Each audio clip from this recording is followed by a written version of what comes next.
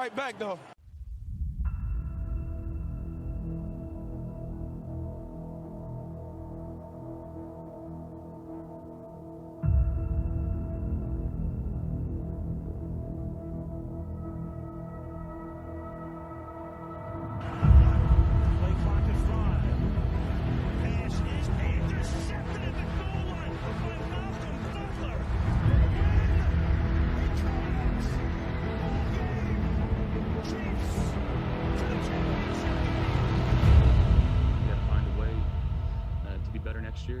And to accomplish what we want to accomplish.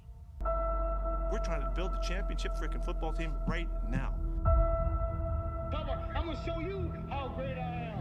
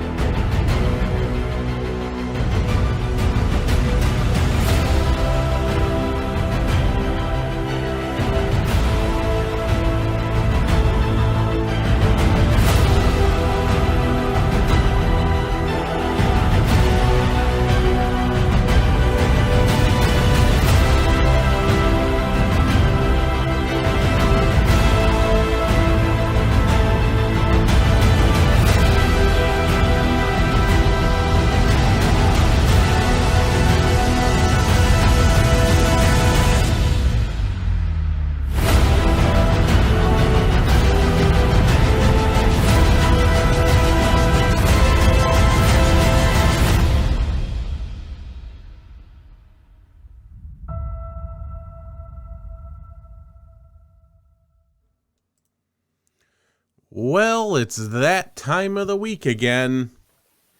You get to sit down and listen to a brand new episode of Fans of the West, brought to you by your hosts, Durf and Dylan, the one and only podcasting duo that you love. Yes, you love us. We know that you don't deny it. You know you love us. You know it. Stop believing what the media is telling you. That's fake news. You actually do love Durf and Dylan. Oh boy, what is this? 11? The old episode 11. The old 1-1, baby. Yeah, baby. We're just kind of cruising along here, doing our thing. Right. It's kind of funny that it's episode 11 because there's 2 1s in there. So one of the 1s can belong to the number 1 team in the NFC, which is the Seahawks. And then the other 1 can be for the team in the AFC that's number 1, which is the Chiefs. No, the Bills. Sorry, I meant to say the Bills. Sorry about that. My bad. I was thinking about something else. Sorry. I was thinking of Kermit the Frog earlier, and it's just, how things get jumbled together. The Bills and Seahawks, yes, because that's what we talk about here on Fans of the West. It's been a rough couple of days for Bills fans, I think. Yes, very, very rough. We're going to have to talk about that just a little bit here after our unofficial sponsor, which kind of leads into our next segment. But the unofficial sponsor for this episode, I even called his office to make sure he was okay with this. He was not, but we're going to go with it anyways. Dr. David Altchek is our unofficial sponsor in his office. He is the top shoulder, knee, and elbow surgeon in New York State, a graduate of Cornell School of Medicine. He will likely be getting to know Josh Allen very well here soon, which leads into our next segment, which is new to the show, Bills and Seahawks top headline of the week. Would you like to lead off with the Bills top headline of the week? The top headline for the Buffalo Bills is JFA Josh Allen and his injured boo-boo of an elbow. His boo-boo. His boo-boo. is it a UCL? Is that what we're calling it? It's an ulnar something ligament. I can't remember what the C stands I for. retweeted it. They're considering it's considered a UCL. Yeah, Adam Schefter tweeted out that he's day to day, the real Adam Schefter, not the fake one. Thank you, Twitter, for that. That was fantastic because I almost retweeted something because it's the fake Adam Schefter account who paid for the verification. He said that Josh McDaniels was fired as the head coach of the Raiders, and I almost retweeted it. And then I went to the comment section first, and then there was a bunch of people saying it was fake, and then it was like Adam Schefter with like 20 followers. So that was annoying. So thanks for that, Elon. That was great. But yeah, he's day to day with a ulnar collateral ligament injury. Mm-hmm. So I retweeted and said, "Someone explain an ulnar collateral ligament injury to me like I'm 5," and no one did. His elbow hurts. That's what I've understood. Basically, he hurt the tendon in his elbow, which he did his rookie year too. His rookie year, injury. It's his repeat injury. Although his rookie year, he missed 4 games. If he may miss this weekend, but I'm feeling better that he's day to day. Yeah, that there's a chance he plays this weekend. I mean, I think a lot of people, it could have been adrenaline in the moment, but a lot of people were saying like it's amazing. It must not be too serious because he got the injury on the second to last play of the game against the Jets, and then the last play of the game he threw a 70-yard bomb. So right. It must have not been that bad. All right, but it could have just been adrenaline too. Who knows? But yeah, day to day, he's seeing people. I guess like the news has been very slow on this. I don't know if it's just they're not saying much. I think this is the Bills not saying. They're letting as little out as possible, which is rare for an organization. Jeez. Right. But usually they're like, "This is everything. This is our injury news." I'm like, nope, haven't heard nothing about this. Which I don't know if it's a good thing or a bad thing. Like maybe it's worse than they're letting on because they're not saying anything. I think they're talking it down to think I think it's better than what they think it is. But they're keeping so quiet about it. I think the Vikings think that they're going to be able to not have Josh Allen on the field Sunday. They think they're going to get Case Keenum. Oh, I like that. I like that more than my theory. That's better. They're going to be like, guys, this is going to be a cakewalk. We're going to go into Buffalo and beat up Case Keenum. And next thing you know, there's Josh Allen standing in front of them. And they're like, oh, shoot, that sucks. But it is a 1:00 game, so you're going to get the full force of Kirk Cousins. So you better be ready for that. Yeah. It's not no Monday night game. Got to be ready. Seahawks side of things, the top headline, it's fun. All right. It's kind of funny. Russell Wilson did come back at him today because we're actually recording this on a Wednesday. Normally we do Tuesdays, but today's a Wednesday, so that's fun. Pete Carroll went out there in front of the media and said that the offense is running a bit smoother this year and things are going better under Shane Waldron, the offensive coordinator, because Geno Smith decided to wear a play-calling wristband this year. And he stated that they did not do that in the past because there was resistance to it. Okay. Resistance is futile. So obviously he dropped that and everyone was talking about it. And then obviously somebody had to ask Shane Waldron about that today. And Shane Waldron said, in the past when I was with LA, which is where he came from, he won the Super Bowl with the Rams. And when he was with the Rams, they used a play calling sleeve as well. Everywhere he's been, he says we've always done it. It's just it works better. It's something that helps everybody, helps offenses run smoother. So when I came here, and he did everything but say Russell Wilson. The other quarterbacks, they didn't want to use the wristband, so that was a change for everybody. Holy shit. And then obviously, last but not least, somebody had to ask Russell Wilson at a Broncos presser, hey, what's going on with the wristband thing? And Russell Wilson just kind of says, well, we still won a lot of games without a wristband over there in Seattle. So that was his rebuttal for that, which isn't bad. It's a pretty good line. I'll give him that. It's not terrible. But, yeah, I thought this whole thing's just been kind of silly. I don't know. I do find it fun that Pete Carroll is getting – I kind of feel like this is mental warfare. Like Pete Carroll's just like throwing jabs at Russell Wilson while they're having a bad season. Oh, it's just awesome. But I think the storyline's died out. Now that Russell Wilson got his jab in, we can kind of all move on, and we had some fun with this. Now let's get ready for Germany. Do you want to lead us off for our Week 9 recap? We can start with something more depressing and then liven things up a little bit as we go on. All right. We can do that. So the Buffalo Bills marched into East Rutherford at MetLife Stadium. And on the day that daylight savings time ended, the Bills got their booties smacked. They got their cheeks clapped, maybe? Cheeks clapped, we can call that, yeah. I don't know. They played like poop. Yeah, we didn't talk about this like at all because I let you and our other Bills friends kind of just like kind of deal with this. Yeah. So I didn't really like lean into it at all. So I'm really excited to hear your opinions on what you saw. So we'll quickly recap here the three things I was looking forward to watching and see how that panned out. First thing was the Bills pass rush versus Zach Wilson efficiency. Question was, could the Bills make Wilson uncomfortable? The answer is that no, they couldn't.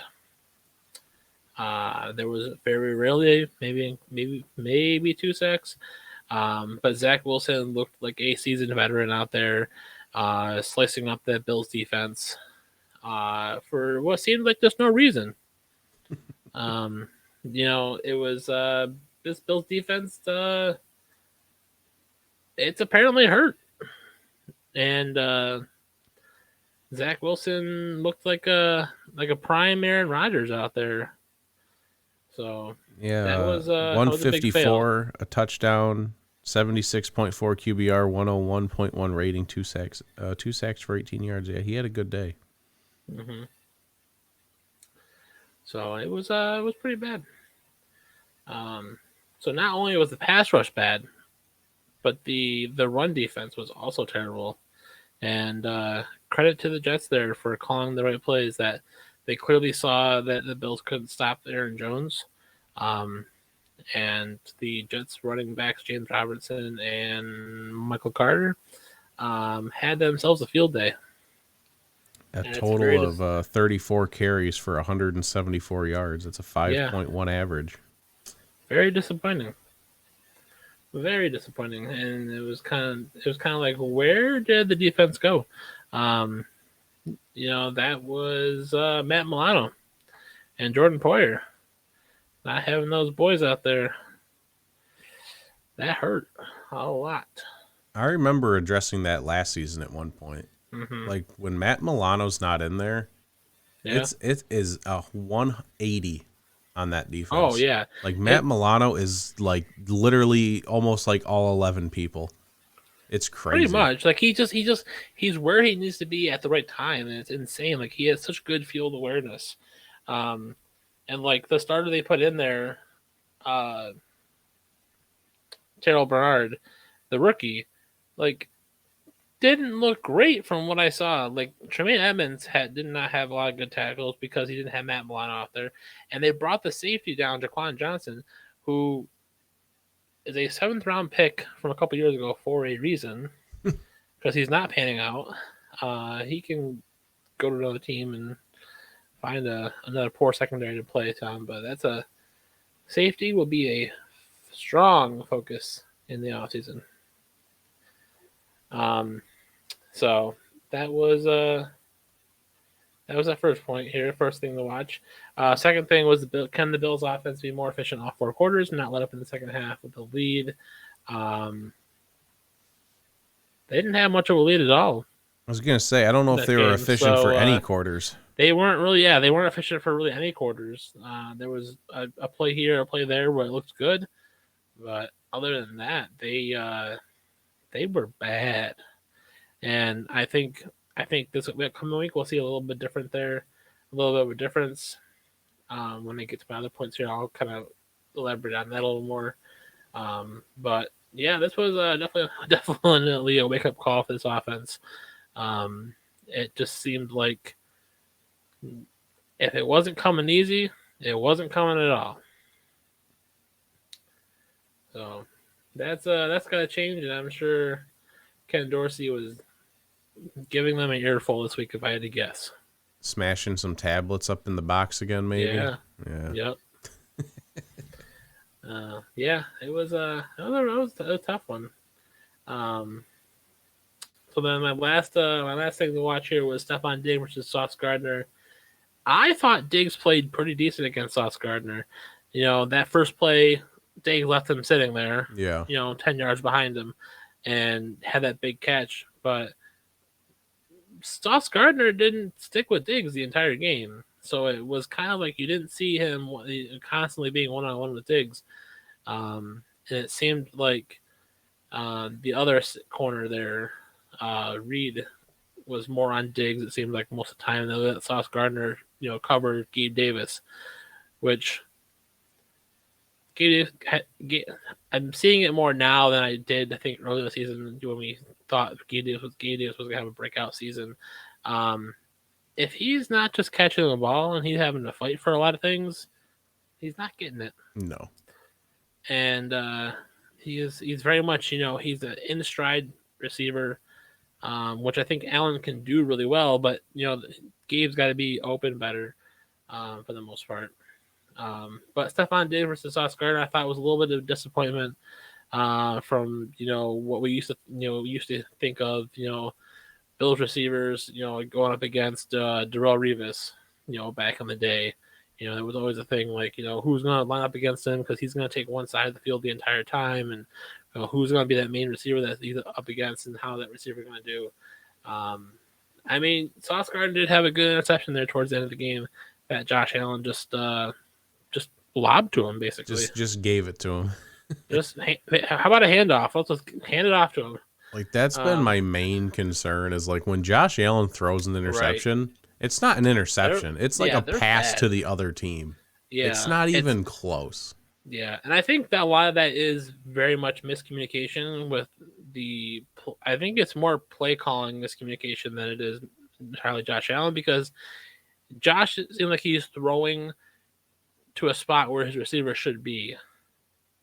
Now, is that the receiver is not running the right route, or is that Josh misunderstanding the play calling? Possibly, because I think the first interception, right, that was like just handed to the corner was, Dawson Knox just was running, I think, the route he was supposed to, and Allen thought he was running something different. I thought he was running more flat, and it was just here's the ball. And then the second one, that seemed like another thing where the receiver goes a different way than what Josh is maybe anticipating, and I think that just made the offense look even worse. And maybe that is why there was such inefficiency on offense. Is that maybe there was a little bit more strategic play calling, and maybe the plays weren't completely understood. So maybe that's why. But yeah, so Diggs and Gardner, that was I'm looking forward to that continuing for many more years to come. All right, so other points on this Bills-Jets game that was a dud. Looking at this, I think the big question after the trade deadline was, will Nyheim Hines be active for Sunday's game? The answer is yes, he was. He was used in the return game a little bit, which I thought was good to see because he definitely, put the Jets on there. It's kind of nice to see a quick running back back there instead of seeing a thin, speedy receiver because I feel like it doesn't always work out. There was a couple of plays where Nyheim Hines was, running a wheel route or running, he was set up outside and, there was a play where Allen put it up for him and Nyheim literally just like jumped for the ball and like laid out for it. Like you don't see that from a lot of other running backs on the Bills team.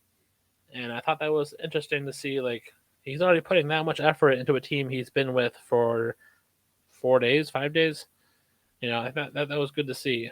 Didn't see him in the run game. I don't think at all. You saw a lot of Singletary and Cook.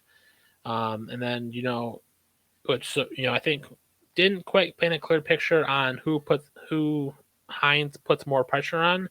Was it Singletary or Cook? I still think it's more Singletary. I was going to say, at this point, he might as well just be the RB1 because holy cow. Because Singletary just... It's the same thing. I feel like it's over and over again with him. He's just not getting... He breaks a half tackle, but then as soon as someone, like, grabs his foot or something, or grabs him even a little bit more, he's immediately going down. And it's just like, just run through them. Like, be the bully and tackle and hit somebody. Don't get hit by somebody. I thought they could have used James Cook a little bit more on the offense. But, I think it is what it is. I think we'll see him a lot more this upcoming weekend. But, it'll be it was a very tough game. Once that first interception happened and the way the Bills were not driving down the field like I thought they were going to, it was becoming a very nervous game, and it was not a good feeling because you could mentally feel it that it was like, oh no, the Bills are going to drop this game and be 6-2 and 0-2 in the division. And how do they still hold the 1 seed? I have no clue right now.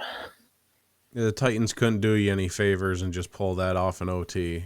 Right? Man, that would have been really sick if they could have pulled that off. Yeah, that would have been fun.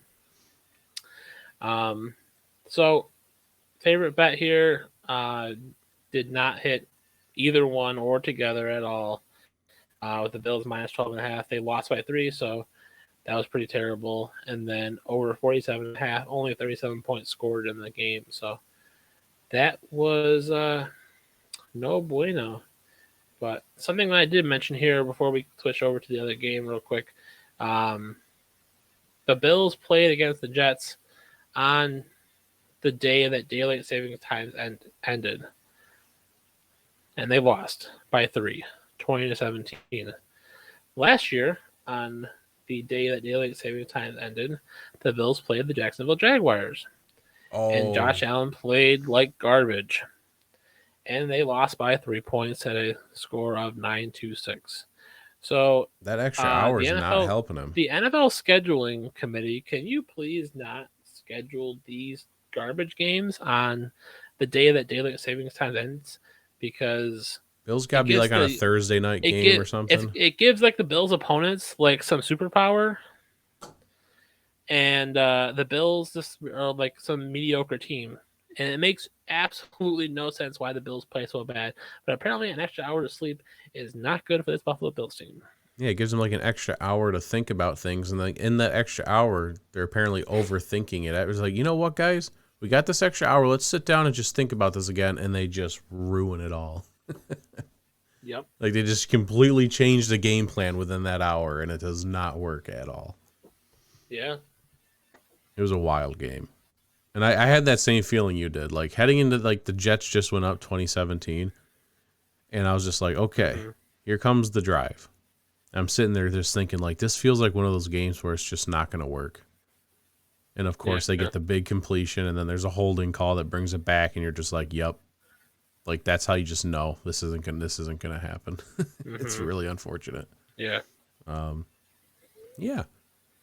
So that sucks, but they're still, like you said, number one seed in the conference, and they're still leaders of the division by half a game. So they're not. They're. I know a lot of Bills fans are very doom and gloom about this. It's okay. Things are still okay. Yeah. They have to figure a lot out, but you're still in a good position. Even if Josh Allen is out for some reason for multiple games, still in a good position. It's not like you're like, it's like, oh my God, now we're the 7th seed. Oh no. Like, no, you're okay. You're okay.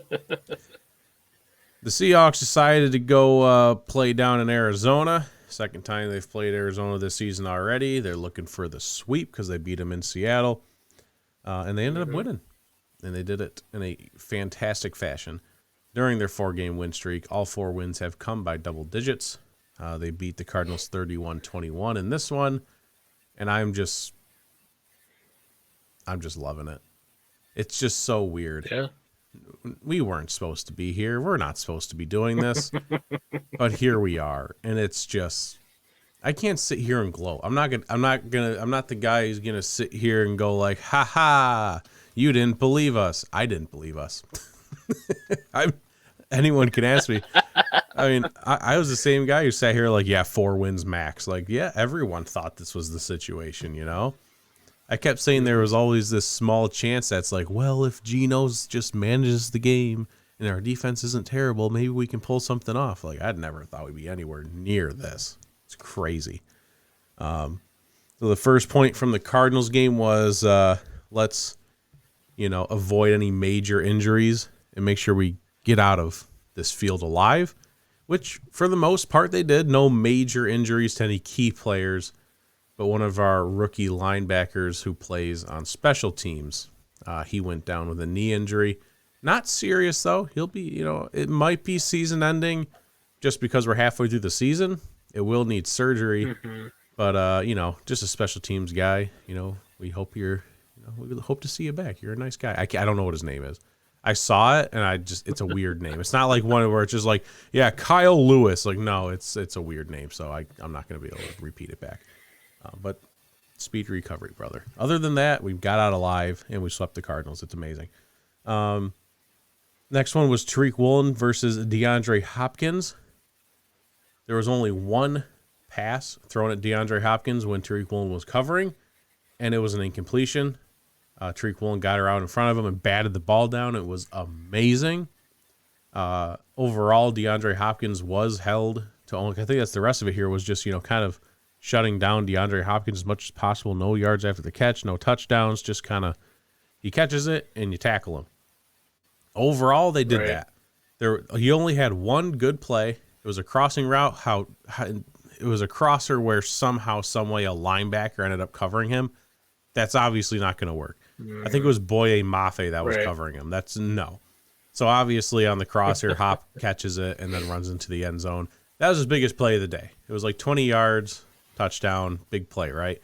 After that, only 3 more catches for a total of, I think, 46 yards total. So like only 26 more yards off of those 3 catches. So yes, they accomplished that goal, like for the most part, with the exception of, the touchdown catch. So they pretty much shut down a guy who in the previous 2 weeks had like 20 plus catches for like 300 yards.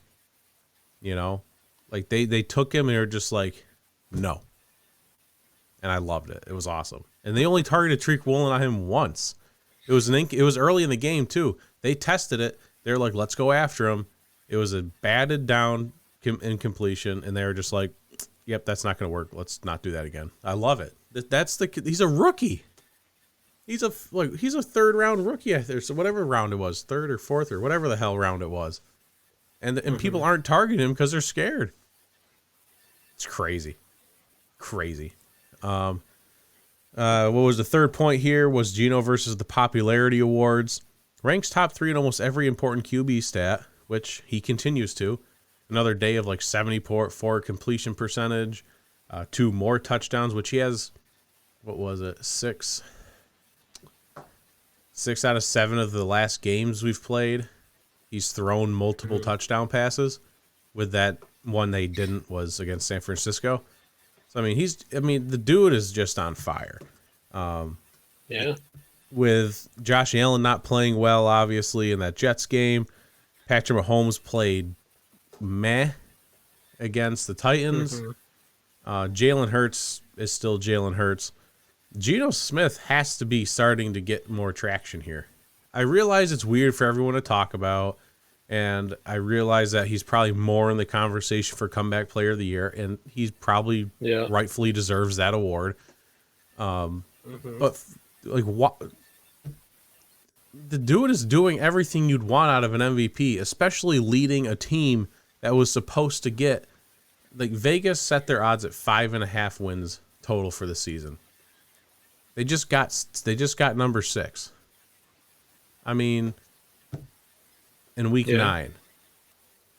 And he's doing that. A guy who was made a meme of, oh, imagine going into the season and Geno Smith's your quarterback. Like, well, here he is. Proved every single person on the planet wrong, except for people on the Seahawks organization. I would be willing to bet people in the Seahawks organization probably thought, man, we're really going to the season with Geno Smith. Holy shit, we are screwed. And here we are. And here we are. So I'm just gonna keep riding that train. I don't care. Geno Smith MVP, baby. I don't see why not. Why not? Why not us? Who has it better than us? A lot of people, but that's okay. Some of the other points I had here. The only other point I had was Kyler's 0-1 since the new Call of Duty came out. He is now 0-2, as successfully predicted. My bets were under 50.5. There were 52 points. No. Ugh, son of a bitch. So close. And then the Seahawks money line at plus 100. Yeah, I should have taken like the reverse spread. Jeez. The Seahawks have been underdogs in every game this season. And they will continue to be underdogs heading into week 10 as well. But man, and I'll talk about it in a minute, but I mean, like, holy cow. Like, they are like underdogs heading into this game in Germany. So we're interested to see what's going to happen there. Speaking of week 10, though, what do the Bills have to look forward to once we now that we're hitting double-digit weeks of football? Week 10 already. Holy. Week 10 of the this shit flies. 22 NFL season. Whew. The Bills are hosting the Minnesota Vikings. And the week started out, the Bills at -6. Just checked earlier today, and the Bills are now only 3.5 point favorites. I was just about to check. Like, yeah, that sounds right. So it is becoming a much closer game, which when I heard the Bills were, -6 the other day, I was like, that can't be right, and this is why. That was the initial odds, and everyone was just kind of like, So. Yeah, I feel like the Bills have been such heavily favored in so many with the point spread, and I think maybe Vegas is finally starting to tune in a little bit. Now, this will be the game that the Bills go off and score, 30 unanswered points on the Vikings. Josh Allen plays, and he's just like, I'm healthy, and then scores 5 touchdowns. Yeah. Right. But yeah, so this is definitely going to be a tough game, and something like you said, this is prime time for Kirk Cousins for sure. So, oh boy. Does Vegas take that into account, you think? Like, do Vegas seriously sits back and goes like, well, it's primetime Kirk Cousins, so we're going to give the other team an extra, 1.5 point. This is a 1:00 game for the Vikings? Oh, or you might want to think about, giving a 1.5 to Kirk. Oh, man. So, the 3 matchups to watch this weekend. One will be the Bills' run defense to hopefully stop Dalvin Cook and Alexander Madison. Not hold my breath there, but Bills got to see something out of this Bills run defense. A couple injuries popped up on the Bills defensive line, but I think they'll still be okay. And we'll see. We'll see if the Bills can get a lead. Do the Vikings abandon that run game early on or not? But there's a whole lot of ifs. But I'm definitely gonna keep an eye on this run defense versus at least Dalvin Cook, if not Alexander Madison for the Vikings. It's hard to go through the injury report for the Bills right now because there's a lot of people questionable, but I feel like it's just a lot of caution here because you got Matt Milano's on here still. But he Poyer, practiced Edmonds, today. Dane Jackson, and Elam are on here. Mm-hmm. And then you have Spencer Brown and then Gregory Rousseau has also popped up on here as well. So Yep, but Rousseau is a week-to-week so that's not good. kind of injury, so he's probably out this week, which kind of stinks. But Young man was just coming on. Oh man, he's got a lot of potential, and he's going to be a fun one to see really take that stride with Von Miller there for sure. So my second point here is I'm looking for some better O-line play from the Bills O-line. Something you just kind of mentioned there on the injury report, Spencer Brown, where I'm hoping he's back in action and can hopefully relieve David Quessenberry of his duties at right tackle, because Spencer Brown, I think, is a better right tackle for the Bills. And I think that has partially shown as to why Josh Allen has struggled a little bit. Obviously, the defense the Bills have played, they were able to get into Josh Allen's face pretty quickly. But if you're shed blocking on the offensive line to help out a right tackle who's not as good or as controlling, that can have an effect on the offense. And I'm hoping that Spencer Brown does get cleared from the ankle injury he was been dealing with, and hopefully we'll see him on the offensive line, which I think helps that offense just a lot. Usually your left tackle changes your offense or not, but the right tackle, I think, is just as important for the Bills right now, for sure.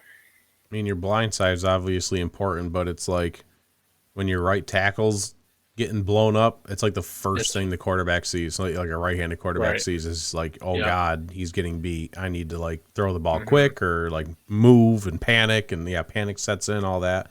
Right. Like, that's not a fun thing to experience. No. So at least your blind side, you're not seeing it unfold. Yeah.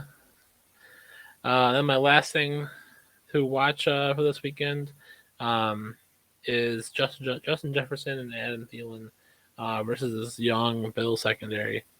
As of Wednesday, there is no determination yet if Jordan Poyer or Trey White will be on the field this Sunday. I know they're both limited in practice, so we shall see. I would like to see Trey White come back this week to hopefully get some, get into a good rotation with this in secondary to kind of give them a break and hopefully help the coaches kind of teach them in the moment. But yeah, that's going to be tough because Justin Jefferson kind of has been going off a little bit lately. He had a couple down weeks, but he's really been doing his thing this year like he has been the past couple years. So that's a young man that's tough to stop. Yeah, he's pretty good at football. It's gonna be tough for sure. And how well can this young secondary just limit the damage is really what we got to try to get them to do. But yeah, we shall see what happens there. A couple other points here. Which Cook brother will have the better game? Will it be Dalvin or will it be James? I know it'll be a hot topic during the broadcasts and everything. It's something they'll talk about, but I think we all honestly know the answer to that question. Yeah, it's definitely Dalvin. You say Dalvin? I was gonna say James. Oh no, yeah, no, you're probably right though.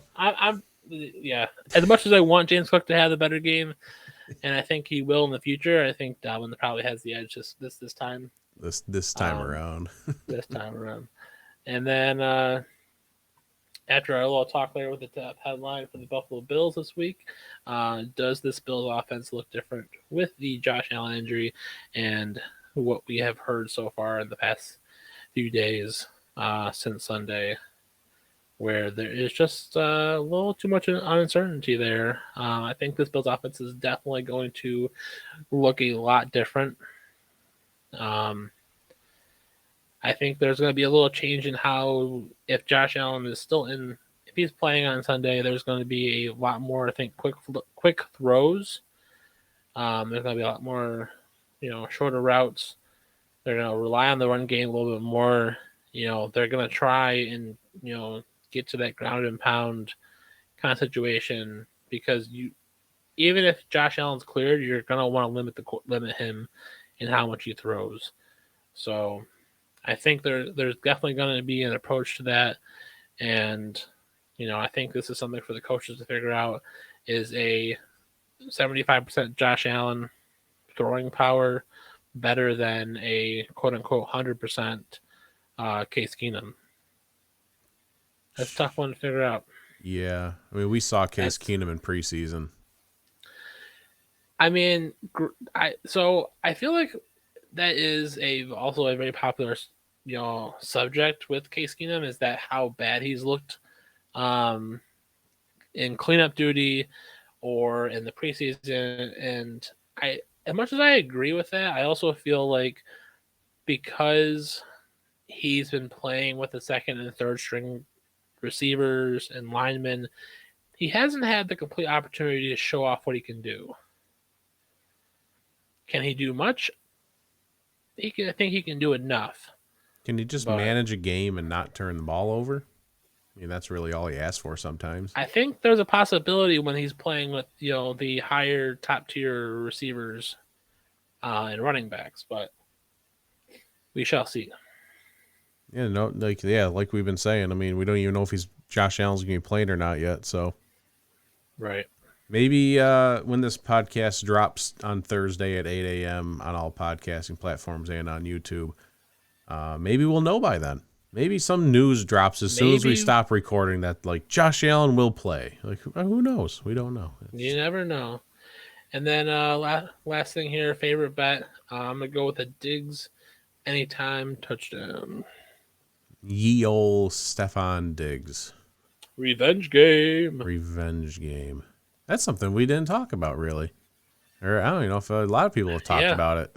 I haven't seen a ton of it because of how big the Josh Allen news has been. True. And then the media's immediate response to Josh Allen's injury is rubbing in his face that Patrick Mahomes is now the favorite for MVP, which they can take that and shove it where the sun don't shine.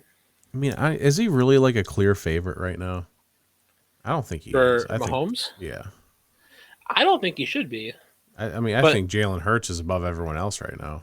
I think and I think because the Eagles were on a bye week, they get forgotten. Well, they play Thursday Night Football. Oh, they play Thursday. I mean, it kind of feels like a bye. It feels like a bye because you don't. I mean, I work most Thursday evenings, so I don't see the game, and I didn't see it. It didn't happen. Have a bye. I think this week's their bye.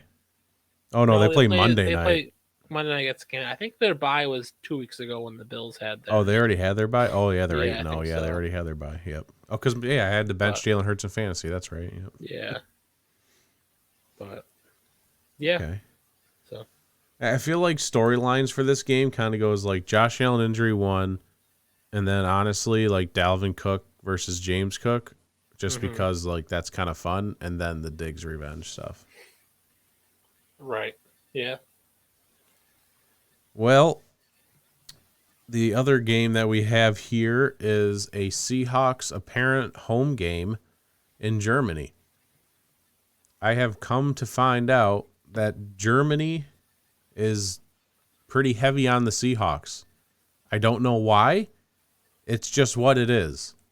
And I saw a picture yesterday that we retweeted where someone actually painted Geno Smith in a Seahawks uniform on like a tower or like a water tower or whatever it was. I don't know what the tower was, but Geno Smith was on it. This is going to be a Seahawks home game pretty much. That's going to be awesome. And I read into it a little bit further because I was honestly curious about this. I was like, when I was writing up these points, I was like, why is this a thing? And when, the NFL started getting talked about going to Germany, and they started doing more research, talking to people, etc. It was determined that the top 2 teams in Germany that people root for are the Seahawks and the Patriots. Mainly because when people became fans, the Patriots are still like in their dynasty with Tom Brady, which is also kind of fun because now Tom Brady is going to be there just on a different team. So like, it's interesting. Maybe this is probably why they chose Seahawks Bucs, because they knew this information. Yeah, there's a good chance, yeah. So it makes more sense now. But so Seahawks are the Seahawks are entering this as underdogs. Everyone is very confused. Like, Seahawks Twitter is extremely confused by this. Right now, I think they're still listed as 2.5 point. No, they're full 3-point underdogs right now. And ESPN has them listed as winning 16.7% chance of winning. I do not understand it personally. Right. Most of the matchups lean in favor of the Seahawks, which leads into my first point here. It's going to be actually, that's my second point. So I guess I'll do my second point first. The first and most important matchup here is Kenneth Walker. The Buccaneers have the 32nd ranked run defense. They're awful at stopping the run. And Kenneth Walker has 7 touchdowns on the season already. Mostly in the fourth quarter. A lot of them come in the fourth quarter. They're starting to call Kenneth Walker the closer, because this dude comes in and then just like seals the game with a fourth quarter touchdown. Like, it's amazing what he can do. A little bit of comparison to like Derrick Henry, how he just like pounds people into the dirt, and then that fourth quarter comes and he's still got some energy in him, and the defense is beat down. Like, that's what he's doing. It's kind of crazy. But yeah, the Buccaneers are averaging 164 rushing yards per game and a 5.2 yard per carry. At this point, I don't know why. Like, go ahead and let Geno do Geno things, but just let Kenneth Walker do Kenneth Walker things. Like, this dude is gonna run all over him. Travis Homer has shown his explosive abilities from time to time. If you want to give old Kenny a break, throw some Travis in there. Like, we should have like 30 rush attempts in this game. Expose them. 32nd ranked rush defense. Folks, there's 32 teams. That's the worst. I don't know how you would even, if your game plan is not, hey, Kenny, you're going to have a big day, I don't know what you're doing. Ooh, let's try and fool them and pass the ball a lot. No, let's not overthink this. Okay? Right. The worst run defense. Flip the ball over there for my second point is going to be the Seahawks secondary facing a very heavy passing attack. Tom Brady has thrown for no less than 40 passes since week 2. He threw under 40 in week 1, or since week 3. Hasn't thrown less than 40 pass attempts. And sometimes he's even hit 50-plus pass attempts. So the back end is going to be busy. They have a horrible run. So they can't stop the run, and they can't run the ball themselves. Right.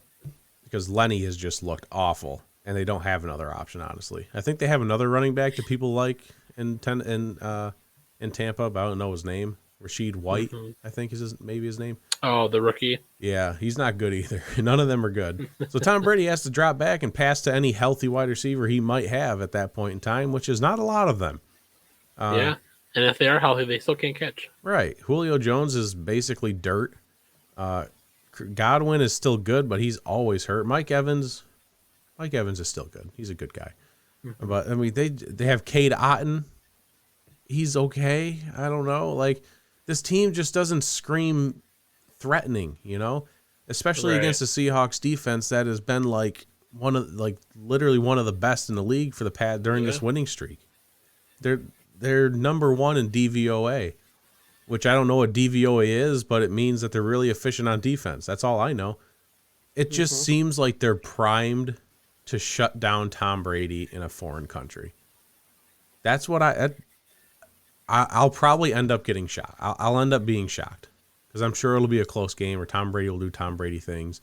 But matchup-wise, the Seahawks on this win streak, they match up across the board with Tampa Bay and beats them in everything. So it's just kind of bizarre. It'll give plenty of opportunities. If he's dropping back 40, 45, 50 times, it'll definitely give this front four a lot to feast on. Like Uchenna Nwosu, who's looking like the easiest. Like if there was an award for best free agent pickup, it's Nwosu. This dude leads the league in QB pressures. He has 7 sacks. The dude is a beast. And he's just going to be feasting on Tom Brady, I think. Tom Brady's not the most sacked guy in the league this year, but he has been sacked a few times here and there. And then my last point here is the Seahawks versus traveling. As everyone knows, the Seahawks are always the most traveled team in the league, whether they have an international game or not. Like they just to the East Coast and back, like every single season. It's just nonstop. So Pete Carroll knows how to make his team travel okay. He gets it. All right. And the Seahawks have already traveled to London once. They played the Raiders back when Marshawn was with the Raiders. I don't know if anyone remembers that game. I remember that game. It was fun. They played the Raiders in London. They beat them 27-3. And so they have the ability to play in another country. We've already proven it. And Pete Carroll says, yep, we're just going to basically copy that same plan that we did when we went to London. We're going to do the same thing again. So honestly, I'm not that worried about it. He obviously did a good job with the team when they went to London. He'll probably be fine getting to Germany. And the team is already well-versed in traveling. They've already been to the East Coast like this season a couple times. I feel like it's not going to be that big a deal. To me, it would be a big deal. Holy cow.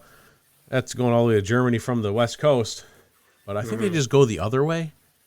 Like I think Tampa's going to go across the Atlantic, and then Seattle's going across the Pacific. And I think it's almost like the same time. I don't know if that's true or not. I thought I read that on Twitter. Someone posted it. There's a good possibility it is, yeah. So I don't know what they're going to do. I don't really care that much. I'm not going to go Google it, but I just, it's a long ways. It's like on almost the other side of the freaking world. Right. What else did I put here? Yeah, other points. It's the first game in Germany. It's going to be very electric. Already kind of spoke on how social media, the Seahawks are basically going to have a home game. But, I'm just excited. I think it's going to be cool. I saw the stadium today in a picture. The stadium looks really cool in Germany that they're going to be playing in. Nice. I think it'll just be an electric environment. I think it'll be cooler than London. I don't know. It's not a hot take, but I think one of my takes here is I think this will be a better environment than London.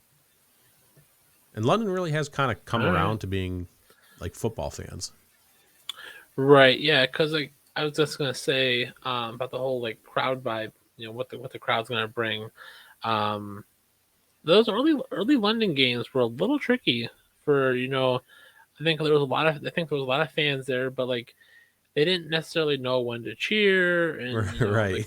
And not everyone was a fan of the teams that were there. They were just all right, we got football. It was Jags versus the Dolphins, and some guy would be in the stands in a Broncos jersey. Yeah. I think there's a good chance you're going to see more of that in this Germany game, but with the, forecasted that, Seahawks fandom that we've seen, it could be a little bit more of a, it could be, you could see a majority of Seahawks, and then maybe we're going to see the other 31 teams kind of peppered in there. So it'll be interesting to see what happens there. I'm going to be counting the Tom Brady Patriot jerseys. That's what I want to see. There will probably be a lot. There might be a few Tampa Bay Tom Brady ones as well, but I'd be willing to bet you'd see a couple of Patriot ones still sprinkled in there. Right. My favorite bets, I think the Seahawks money line is pretty free here. They're still underdogs. They're at plus money on the money line still. I'm tempted to just take reverse spread and go Seahawks -3, which I would be willing to bet probably plus 150 to 160, if maybe higher. I don't really know. I didn't do the math, but I'd be tempted. But I'm going to stick with money line for now, and then obviously a Kenneth Walker anytime touchdown. I'm going to ride that train every single week until it fails, because so far it hasn't. So I'm just going to keep riding that one. It should be an electric week of football. I mean, we got the Seahawks at 9:30 in the morning here on the East Coast, and you got the Bills at 1. And then, 4 o'clock games we got? Anything good? Colts, Raiders, ew. Cowboys, Packers, ew. You got Cardinals, Rams.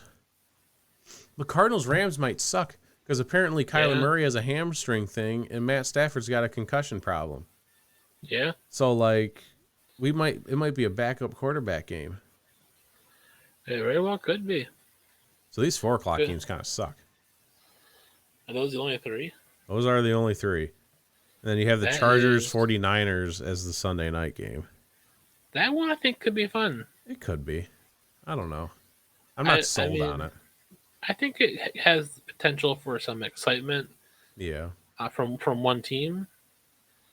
But yeah, and then Monday night is Eagles Commanders. Who's Thursday night this week? It's That going to be the good. Panthers and Falcons. Blech. I mean, it was an exciting game when it was like a regular Sunday game. That was the one that went into OT. You know, DJ Moore helmet rip off after the Hail Oh, Mary. yeah. So, I mean, if we get like just a remnants of that game on Thursday, then I mean, it could be kind of fun, I guess. Could be. I mean, I don't think PJ Walker's playing. I think it's going to be Baker Mayfield for the Panthers. Oh, I saw they took Sam Darnold off IR too. So, I mean, they could just sprinkle everyone Yeah, in so here. it could be a rotating door of quarterbacks. One drive is Mayfield, one drive is Darnold, and one's Walker, and just keep and then rinse and repeat. What do you got to lose? Nothing, because you suck. Exactly. So just go for it. I'm taking the Falcons in this game, just in case anyone's wondering. I think they sweep. I think they sweep the Panthers. I like that pick. The Falcons are number 1 in the NFC South. I'll take it. All right. Well, there we go. That's gonna wrap up our 11th episode of Fans of the Weiss. I think it'll be a fun week of football. Some exciting matchups. Got a game in Germany. Seahawks have a bye week after this one, so that's going to make things a little bit boring for me on my side. That just means we get to talk about the Bills more. So hopefully they win. I hope so. So we have some like positivity heading into episode 12 and 13. You know, like we need some high vibes from the Bills because the Seahawks will not There we be able go. to provide it this time around. Absolutely. Well, wherever y'all listen to, appreciate you tuning in. At Durfin Dillon on YouTube, TikTok, and I guess if you're still on Twitter, you can go over there. We're not verified, and we will never be verified because I'm not giving Daddy Musk any of my money. I'll tell you that right now. But yeah, you can tune in all over there. Podcasting platforms, whichever one you prefer, and YouTube is where the visual effects will be of this episode. Thank you all. We have been your hosts. Durf. And Dylan. Go Hawks. Go Bills.